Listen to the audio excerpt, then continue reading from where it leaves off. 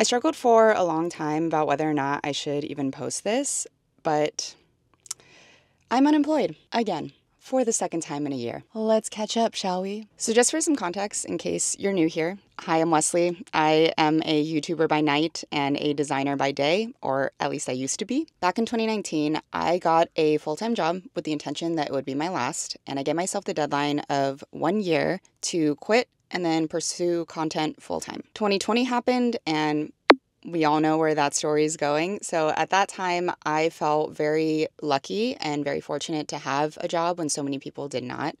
Therefore, I extended my deadline and told myself it was okay to keep working just for the extra security. And then that extra year turned into another year. Before I knew it, I'd gotten comfortable. And then 2021 rolled around and I got laid off for the first time in my life. It turned out to be a blessing because I was deeply depressed at the time. I was stuck in a major rut.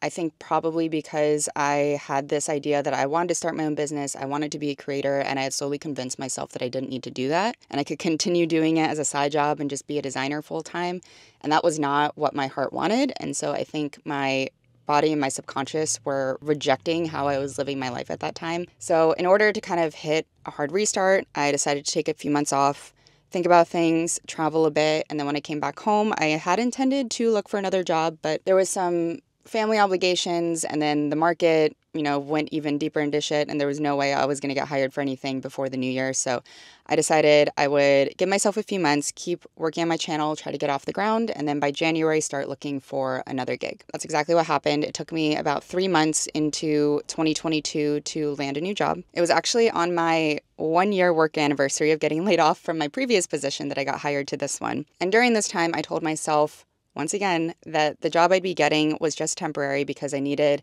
money and stability in order to go back to New York, sign another lease, have money to pay for rent while I'm working on my channel on the side. So that was my intention. But the job I ended up in ended up being very enjoyable for me. It was very challenging. It was in a new field that I'd wanted to pivot into for a very long time.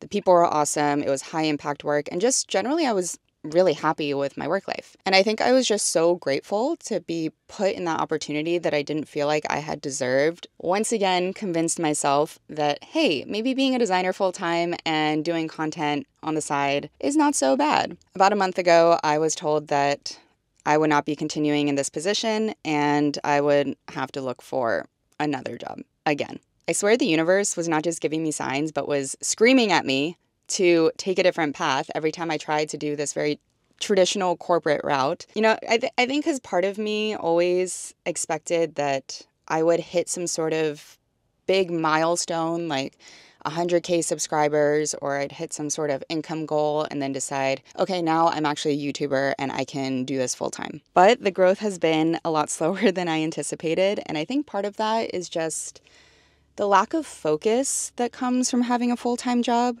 I'm someone who really likes to put 100% into everything I do. I think I can find joy and interest and curiosity in anything that challenges me. So when I'm working a day job, I still want to do my best. It's hard for me to put that as like a second priority to just working on my channel. And it's even harder because design is something I genuinely do love doing. I've loved doing it since I was a kid. There's this quote that I always look back on. I think it goes something like, the hardest no is the one that's closest to a yes. And for me, I think design right now is probably falling in that category. It's not that I don't think there's things that I can still learn there, but it's time for something new. And if I keep focusing on that and focusing on that career, it's going to really take away from what I can do on here. I have struggled all my life, ever since I was a kid, with commitment, focus, prioritizing. I also have ADHD, which doesn't help at all. And I'm not saying that you can't find success on YouTube while working full time. There's plenty of people that do that and manage to make it work. Again, my issue, it just comes down to commitment. Anytime I have a plan B or something to fall back on, I end up making excuses and procrastinating and not doing the thing I actually want to do, especially if it's scary or hard or involves being vulnerable in some way and there's failure involved. Even in periods of unemployment, I still had it in the back of my mind that I was going to go back to a real job eventually. So I ended up not taking my channel as seriously as I could have during those times. I don't know why I've always found it so hard to just say that I'm pursuing YouTube, let alone pursuing YouTube full time out loud. I used to think that if I said it out loud or if I told people, then it would be embarrassing if I failed, or a future employer might see it and they might think I'm not as dedicated to my work if they wanted to hire me. But if I don't want a corporate job, then why am I so scared of that? I think it really just comes down to being vulnerable and being willing to fail in public. It's a really, really hard thing to do. And that's why a lot of people don't start channels, even when they really want to, because getting over that mental hurdle is incredibly difficult. I would know. But really, it's okay to fail. In fact, that's something that you or I should be proud of, especially if it involves content creation, because most people don't have the guts to do it. Most people won't put themselves out there. So if you try and it doesn't work, that is not something to be ashamed of.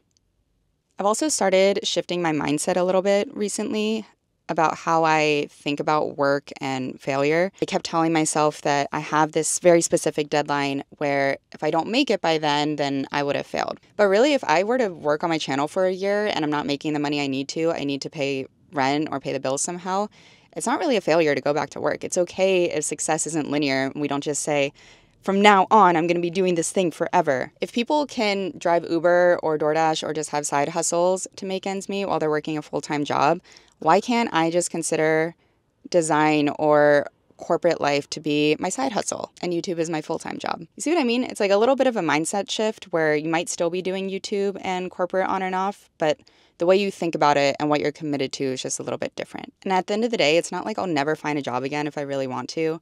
Actually, I should stop saying job as if YouTube isn't a job, because it is a job.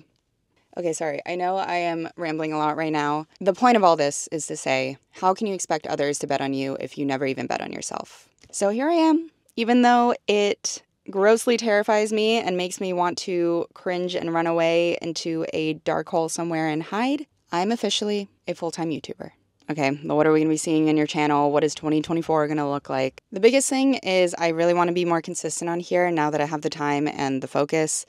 I am going to try to post once a week. I'm going to do it, telling myself now. I think especially since last year, I was very distracted with TikTok and Instagram and insert shiny new toy here, again, the commitment issues. Not to say I won't occasionally use those things, but I do think YouTube is where I want my home to be, and I want to double down on it and spend more of my time here with you.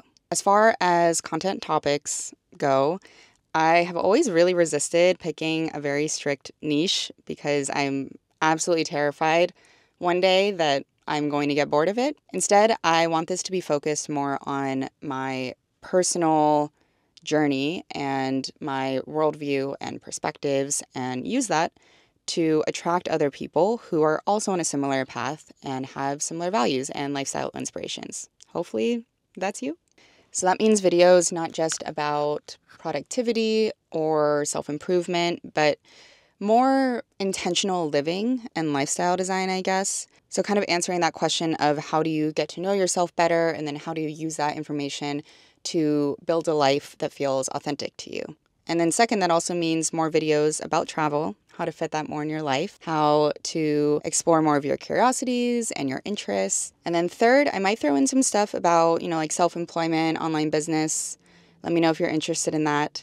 I think overall, I just really want to help people find their place in the world when they want to zig, but the world expects you to zag, I guess, if that makes sense. If all of this sounds kind of vague, that's because it intentionally is. I truly believe channels are ever evolving, and I want the process of finding my audience to be organic and iterative versus trying to come up with some grand master plan from day one that may or may not work. So I guess we're all on this journey together, and you're just gonna have to see where it takes us. I'm gonna have to see where it takes us. Oh, I also forgot, I really do like having these kind of chats and opening up to people and sharing my experiences and also vlogging and documenting, but I haven't been doing that a lot lately. I think sometimes I get a little scared to put myself out there, which I like to tell myself I'm not scared, but I am. Part of me was kind of scared before because if I showed how I spent my time, I was afraid my employers might see it and not be very happy with it, but now my employer is me, so We can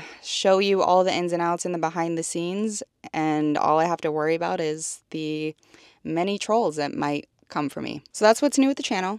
What's new for me? Number one, I said yes to a certain someone, and we're going to be spending the rest of our lives together. So you can potentially look out for wedding planning content next year. Maybe, maybe not. I don't know if that's something that would be interesting. But other than that, Albie and I are actually planning on going to Asia in 3 days. We're going to be leaving for 2 months, spending our time between Japan and Thailand. I'm actually very, very excited to go back to Japan. It's my favorite place in the world. Albie's never been, so I'm excited to show him everything. And then Thailand is going to be all about training and doing some Muay Thai stuff. I don't know if anyone would be interested on that here, but if you are, let me know. Maybe I can make some vlogs about it. Then we're going to do a little bit more of Southeast Asia, return back to New York. I'll be back there in early spring. Expect more New York content then. And that's about it. Honestly, life is really good right now. I think I might have had not only the most productive year of my life, but maybe one of the best years of my life in 2023. And I'm really excited for where 2024 is going to take us. So bye for now, and see you in the new year.